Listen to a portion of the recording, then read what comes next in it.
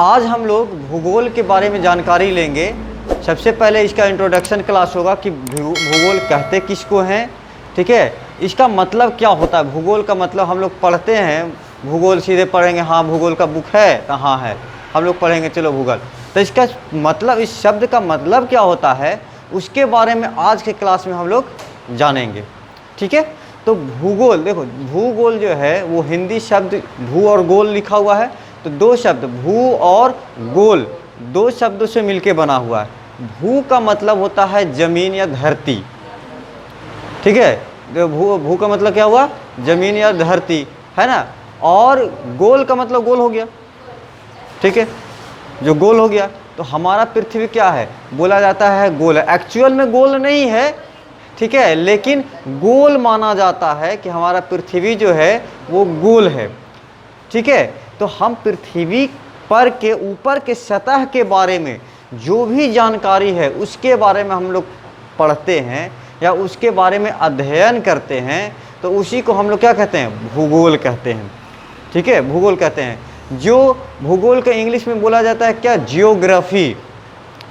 Geography, ये जो है जियोग्राफी, ये ग्रीक शब्द जियो और ग्राफो से मिलके बना है, ठीक है। किस शब्द से, जियो और ग्रेफो से।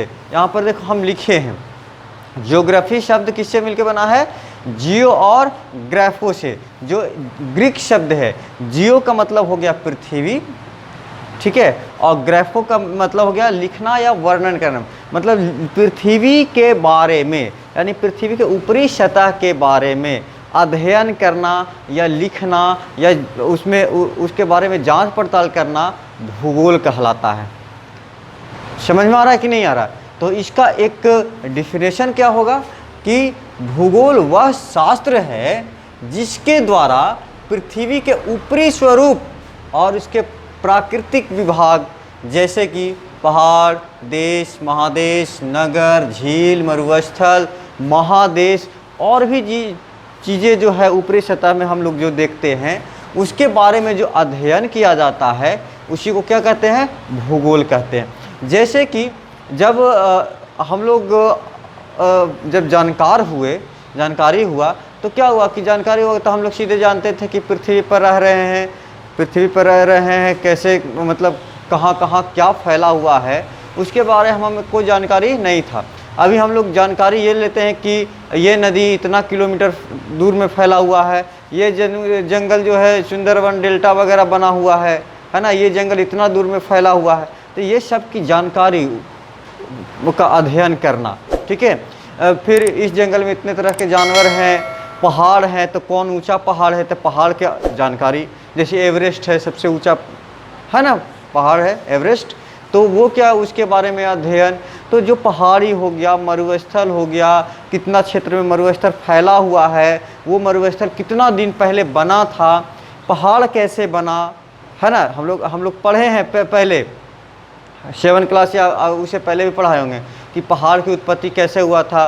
तो जो अंदर जो प्लेट टकराती है उससे उठा था, भूकंप वगैरह आया था जिसके कारण पहाड़ वगैरह। तो ये सारे चीज़ का अध्ययन भूगोल कहलाता है, ठीक है, भूगोल कहलाता है। किसके बारे में, तो यहाँ पर जितने महासागर है, तो हम लोग को पता है कि महासागर यहाँ पर कितने हैं, कितने महासागर हैं, 5 महासागर हैं। हमारे यहाँ पर 5 महासागर है और 7 महादेश हैं, है ना, 7 महादेश है। तो ये सारे का अध्ययन कैसे किया, कोई ना कोई तो किया होगा ना।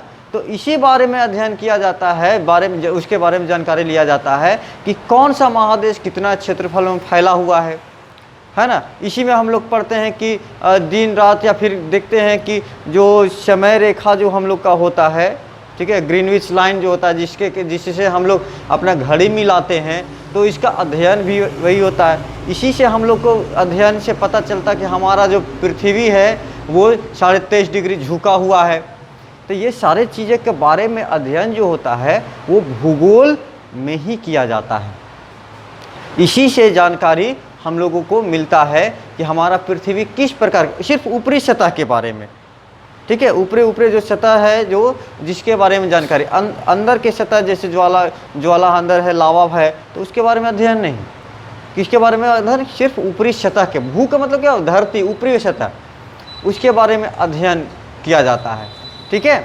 अब ये जो है, जो भूगोल को, भूगोल के जनक जो जिसको कहा जाता है, भूगोल के पिता जो जिसको कहा जाता है, इसका हिकैटिस बोला जाता है। एक विद्वान थे जिनके जो इस भूगोल के बारे में बताए थे, हिकैटिस। कहीं कहीं भूगोल के पिता इरेटोस्थेनिस भी बोला जाता है। ठीक है, लेकिन दोनों में थोड़ा सा डिफरेंस है। ये जो हिकैटिस थे विद्वान, ये जो थे भूगोल का खोज किए, लेकिन भूगोल शब्द जो हुआ ना, वो ये नहीं दिए थे। ये सिर्फ बताया था कि हाँ पृथ्वी का सतह ऐसा है, पृथ्वी पर पहाड़ है, ये सारी चीज़ की जानकारी दिए, लेकिन एक व्यवस्थित भूगोल के जानकारी जो दिए वो हिरोस्थेनिज ने दिए थे। इसीलिए कभी कहीं कहीं तुमको देखने को मिलेगा कि हिरोस्थेनिज को भी भूगोल के पिता कहा जाता है, लेकिन वहाँ पर ये चीज़ रहेगा कि व्यवस्थित भूगोल के पिता किसको कहा जाता है, तो वहाँ पर होगा इरेटोस्थेनिज को बोला जाता है। ठीक है। और जो सिर्फ भूगोल के पिता अगर पूछा जाएगा तो वहाँ पर हिकैटिस बोला जाएगा। ठीक है। किसको बोलो? कि व्यवस्थित भूगोल। व्यवस्थित भूगोल का मतलब भूगोल शब्द भी दिए उन्हीं के द्वारा कि हाँ इस अध्ययन जो हम लोग पृथ्वी के बारे में कर रहे हैं ना, उसको भूगोल कहा जाएगा। तो ये शब्द भूगोल जो दिए ना वो, और इसीलिए उनको व्यवस्थित भूगोल के पिता भी किनको बोला जाता है? इरेटोस्थेनिज को बोला जाता है। ठीक है। और सिर्फ भूगोल थोड़ा बहुत जानकारी हुआ पृथ्वी के बारे में, उसके इसलिए इनको हिकैटिस को भी पिता बोला जाता है। ठीक है। यानी कि इन्हीं के द्वारा भूगोल शब्द या फिर भूगोल की जानकारी का इकट्ठा करना इन्हीं लोग के द्वारा हुआ था।